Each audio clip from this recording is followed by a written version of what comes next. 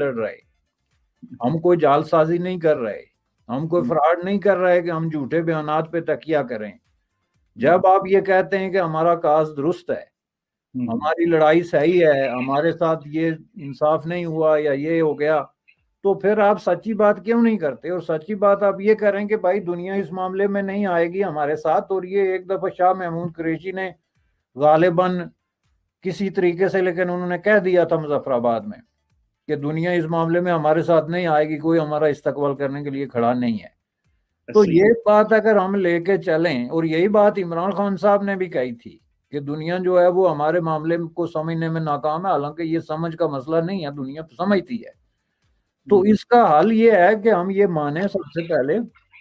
کہ یہ مسئلہ انٹرنیشنل انٹرونشن, انٹرنیشنل لابنگ اور انٹرنیشنل پریشر کے نتیجے میں حل نہیں ہوگا. اس پہ آپ اگر دیکھیں, میں نے کئی دفعہ بات کی, یہ امریکی پریزیڈنٹ ایک ایک کر کے میں نے ان کے سارے ڈاکومنٹ جو ڈی کلاسیفائی ہیں ان سے میں نے کوٹیشنز دی تھی کہ کوئی ایک قابل ذکر امریکی صدر نہیں رہا ہے جس نے پاکستان کے کسی حکمران سے یہ وعدہ نہ کیا ہو, رائٹ فرام ایوب خان سے لے کے بلکہ لیاقت علی سے, کہ جی ہم مسئلہ کشمیر میں ثالثی کا کردار ادا کریں گے اور انڈیا سے کہیں گے کہ وہ مسئلہ کشمیر حل کرے. یہ آپ دیکھ سکتے ہیں یو ایس پریزیڈنٹس کی میں صرف بات کر رہا ہوں, یورپ جو کہ یونین سے پہلے تھا, ان کے انڈیویجول کوئی ملک یہ ایسا ہوگا جس نے یہ بات نہ کی ہو, سب نے یہ بات کی, لیکن یہ بات قابل عمل نہیں ہے. یہ انٹل آپ نے دیکھ لیا پریزیڈنٹ ٹرمپ تک کہ انہوں نے بھی ایک اسی طرح کی بات کی تھی جس کی مذاق اڑائی گئی انڈیا کی طرف سے, اور انہوں نے اس کو اوٹ رائٹلی ریجیکٹ کر دیا. تو یہ چیز ہمیں سمجھ میں کیوں نہیں آتی؟ آخر وہ کون سا آپ کے پاس گیدڑ سنگھی جس کو کہتے ہیں کہ ہے, جس کو آپ گھمائیں گے تو یہ بین الاقوامی پاورز جو ہیں وہ آپ کی پشت پہ کھڑی ہو جائیں گی. یہ میں سمجھنے کی کوشش کر رہا ہوں as a student of foreign affairs. ہی بتا دیں مجھے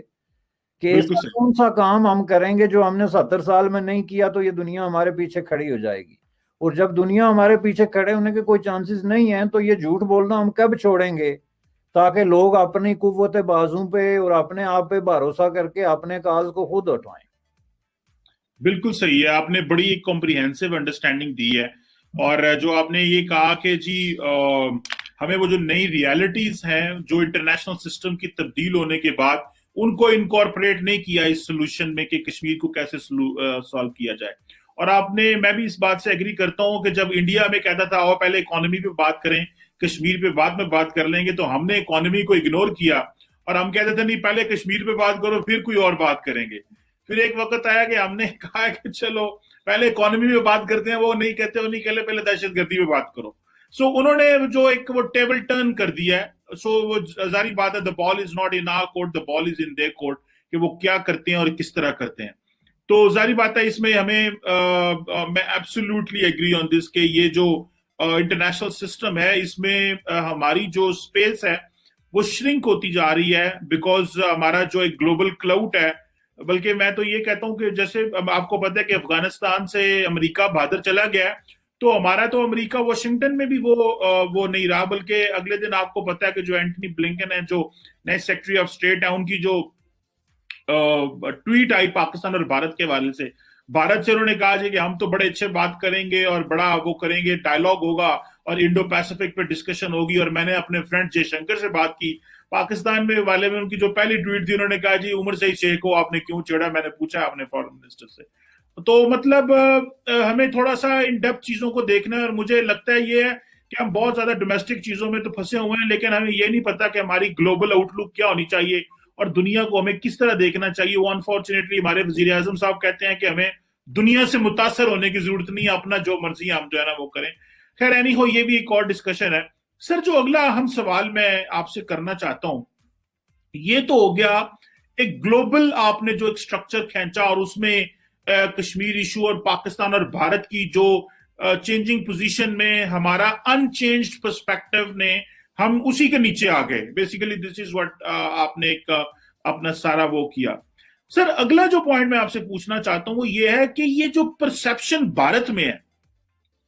لیو اسائڈ دا انٹرنیشنل کمیونٹی, یہ جو بھارت میں پرسپشن ہے پاکستان کے بارے میں, اس کو کیسے بدلا جا سکتا ہے؟ کہ وہ دیکھیں نا انہوں نے ایک بوگی لگا دیا جی پاکستان دہشت گردی کراتا ہے، پاکستان دہشت گردی کراتا ہے، جبکہ پاکستان یہ کہتا ہے کہ ابھی بھارت پاکستان میں دہشت گردی کراتا ہے، کیونکہ جو کشمیر میں تھا انہوں نے فریڈم سٹرگل کو دہشت گردی میں بدلا دیا، اور وہ اپنے 9/11 کے بعد وہ کامیاب ہو گئی یہ پیغام دینے میں دنیا میں. So how can we change this perception in India? اور میں نے جیسے ریفر کیا کہ یہ جو قمر جاوید باجوہ صاحب کی بھی اسٹیٹمنٹ آئی ہے کہ ہم اپنا جو ہینڈ آف پیس ہے وہ ہر طرف پھیلانا چاہتے ہیں. سو اس کا مطلب یہ ہے کہ کشمیر ایشو کی اتنی جو کانسٹیٹیوشنل چینجز ہونے کے باوجود پاکستان یہ آفر دے رہا ہے اور بات کر رہا ہے. سو یہ پرسپشن بھارت میں کیسے بدل سکتی ہے پاکستان کے بارے میں؟ چیمہ صاحب دیکھیں، آپ کے جو سوال اتنا کمپریہنسو ہوتا ہے کہ اس کے اندر ہی جواب ہوتا ہے، لیکن یہ میں آپ کو یہ بتا دوں، دیکھیں جس طرح ہم نے فارن افیئرس کے حوالے سے اس کا کیا نا، یہ انڈیا میں پرسپشن ہے کہ نہیں اس کو چھوڑیں، اس کو چینج کرنے کی بھی قطعاً ضرورت نہیں، چونکہ اس محاذ پہ بھی یا اس باب میں بھی ہمارا جو سٹینڈ ہے، جو پاکستان کا آفیشیلی سٹینڈ رہا ہے، وہ یہ رہا ہے کہ جی ہمارا دہشت گردی سے کوئی تعلق نہیں. اب یہ بلیم گیم چھوڑیں کہ انڈیا کہتا ہے پاکستان دہشت گردی کرا رہا ہے اور پاکستان روز ثبوت لے کے آ رہا ہے کہ انڈیا کرا رہا ہے. پچھلے عرصے میں جو 2 CA انہوں نے تیار کیے تھے، یونائٹڈ نیشن کو ہینڈ اوور کیے، اس میں انہوں نے ایک اچھا خاصا لمبا چوڑا ڈیٹا دے دیا کہ یہ دیکھیں جی ہمارے پاس پروف ہیں. اب پتہ نہیں اس پہ کیا پروسیڈنگ ہو رہی ہے، لیکن یہ بلیم گیم ہے. مسئلہ یہ ہے کہ یہ محض پرسپشن کا مسئلہ نہیں ہے. پاکستان کی طرف سے آپ نے خود مثال دی مثلا عمر شیخ کی، کہ کل ہم پاکستان کے سپریم کورٹ نے کہہ دیا کہ جی ان کو رہا کریں یا ان کو مراد دیں، یا جو بھی انہوں نے جس طرح کا ڈیسیجن کیا، جس پہ ظاہر ہے ایک انٹرنیشنل ری ایکشن ہوا. تو اب اس طرح کی جب آپ حرکتیں کریں گے تو انڈیا میں کس قسم کا پرسپشن جو ہے وہ کریٹ ہوگا؟ پہلی بات یہ ہے، یا تو ہم یہاں کچھ نہ ہو رہا ہو نا تو انڈیا کی طرف سے ایک بات آئے تو ہم کہیں گے جی ٹھیک ہے یہ ہو رہا ہے. آپ یہ دیکھیں، یہ عمر شیخ صاحب جو ہیں، یہ وہ آدمی ہے جو سب سے پہلی تو بات یہ ہے کہ ایک آدمی انگلینڈ سے چل کے تو جا کے پاکستان میں اور وہاں سے باسنیا میں اور وہاں سے افغانستان میں اور وہاں سے کشمیر میں جہاد لڑتا ہے، اور وہ کوئی اس بات کو چھپاتا نہیں بلکہ اس کو وہ اپنے اوپنلی ایک فخر اور غرور کے طور پہ جو ہے وہ پیش کرتا ہے. انڈیا میں اس پہ اوپر دہشت گردی کا مقدمہ چلتا ہے جو صرف لفظوں کا ہیر پھیر ہے. جس کو آپ جہاد کہتے ہیں، ظاہر ہے اس کو انڈیا دہشت گردی کہتا ہے اور اس پہ دنیا متفق ہے. انفارچونیٹلی آپ کے جہاد کو کوئی جو ہے وہ نان وائلنس کا نام نہیں دے سکتا، اس کو دہشت گردی ہی کہا جائے گا، چونکہ ہمارا ایک مذہبی عقیدہ ہے، ٹھیک ہے اپنی جگہ، لیکن لوگوں کا تو نہیں ہے نا. لوگ تو دیکھتے ہیں کہ ایک act of violence for political purpose یا پولیٹیکلی موٹیویٹڈ جو ہے وہ دہشت گردی ہے. اب یہ دہشت گردی میں جا کے چارج ہو گیا، جس کو وہ جہاد کہتا ہے. پاکستان میں اس کو ایک خاص سیکشن کے اندر ایک ہیرو ایک ٹائپ قسم کی پرسنالٹی بنا کے ڈیولپ اس کو اور محسود اظہر کو کیا گیا. جب جہاز اغوا ہونا جو ہے وہ ظاہر ہے ایکٹ آف ٹیرر ہے، اور اس کے نتیجے میں یہ صاحب جو ہیں ریلیز ہوئے اور پاکستان میں آگے. تو آپ مجھے یہ بتائیں کہ پاکستان میں کیا یہ لازم نہیں تھا کہ ان کے خلاف جو ہے وہ دہشت گردی کا مقدمہ چلایا جاتا یا فرد جرم عائد کی جاتی؟ چلو دہشت گردی نہیں، لیکن یہ انڈیا میں جانا اور جہاد کرنا اور یہ ساری اور وہاں سے بھاگنا اور یہ اس پہ مختلف دفعات جو ہیں وہ لگتے ہیں، لیکن ان کو ٹوٹل کسی طرح کی کوئی پوچھ گچھ ہوئی ہوگی خفیہ طور پہ، لیکن آن ریکارڈ عدالتی پروسیس میں کچھ نہیں ہوا. تو جب آپ اس طرح کسی کو ڈیل کریں گے جس میں کہ 2 آدمی آتے ہیں، میں آپ کو ان دونوں کی مثال دے دیتا ہوں جو کہ یہ ابھی ریسنٹلی سپریم کورٹ نے کیا. مولانا محسود اظہر صاحب آ کے یہاں پہ ایک نیٹ ورک بناتے ہیں، اوپنلی بناتے ہیں، جس کے اندر رہ کے وہ جہاد کا، جس کو ٹیررزم کہا جاتا ہے، جیسا کہ میں نے پہلے عرض کیا، پرچار کرتے ہیں، اس کی لوگ بھرتی کرتے ہیں، چندے کرتے ہیں، پورا ایک آن گراؤنڈ ان کا نیٹ ورک کام کر رہا ہے. آپ ان پہ کوئی اعتراض نہیں کرتے، ان کو نہیں روکتے، کوئی کسی طرح کی گرفتاری کوئی چیز جو ہے، انٹل کہ آپ کو انٹرنیشنل کمیونٹی آ کے آپ کا ڈور ناک کرتی ہے کہ بھائی صاحب you have to do something, اور آپ مجبور ہو کے FATF کسی اور چکر میں آ کے تو مان دیتے ہیں کہ ٹھیک ہے جی یہ نیٹ ورک دہشت گردی کا تھا، ہم نے روک دیا.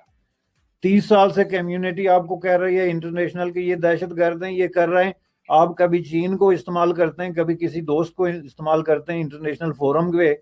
اور چین جیسے ملک سے آپ نے بیان دروایا کہ یہ آدمی جو ہے دہشت گرد نہیں ہے. اسی طرح دوسرا آدمی یہ عمر شیخ جو ہے وہ آ کے ایک جرنلسٹ کو قتل کرتا ہے. اب اس کا کیا موٹیو ہے, کتنا مقدس ہے, یہ تو بحث ہی اس پہ نہیں ہونی چاہیے تھی. اس کو جناب آپ 20 سال بعد کہتے ہیں جی یہ بے گناہ ہے, جی اس کو کیوں پکڑا ہوا ہے, آپ اس کو چھوڑ دیں. تو اس سے پھر دنیا میں کہاں پہ آپ کو کوئی کسی دلیل کی ضرورت ہے کہ آپ دہشت گردی یہاں پہ جو ہے ان کو شیلٹر بھی حاصل ہے, ان کو فیسیلیٹیٹ بھی کیا جاتا ہے, ان سے تعارض برتا جاتا ہے,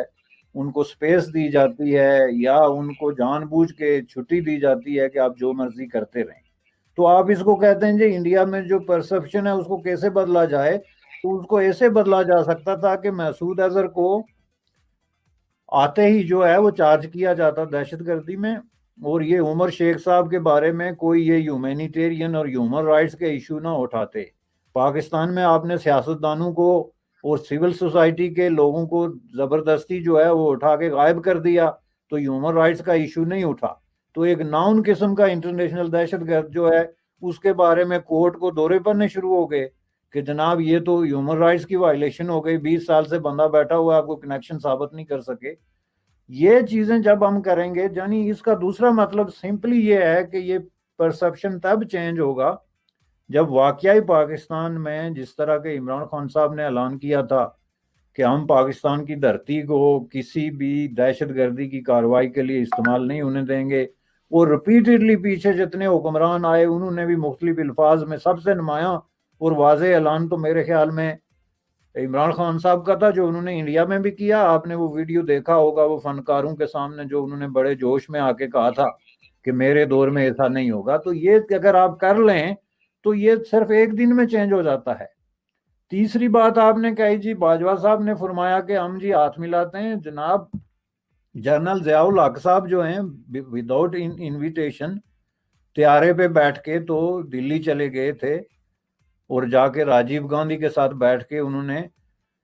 سرگوشیوں میں ڈپلومیسی کی تھی, جس کو ہمارے دانشوروں نے یہ نام دیا کہ انہوں نے ان کے کان میں کہا تھا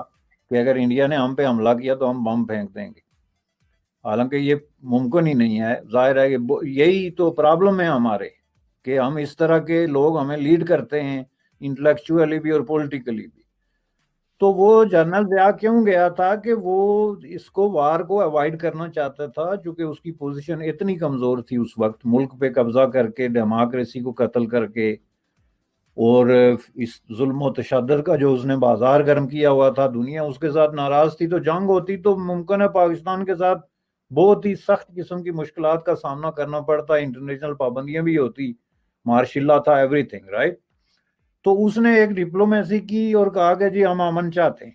اگر جنرل ضیاء الحق امن چاہ سکتا ہے تو پھر دنیا میں کوئی بھی امن چاہ سکتا ہے, یہ ایک سیدھی بات ہے. اس کے بعد مشرف صاحب کو دیکھیں کہ مشرف صاحب نے جو اتنا زبردست قسم کا سٹینڈ لے لیا تھا, آگرہ چلے گئے, openly press publications every where انہوں نے کہا جی کہ وی آر فار پیس,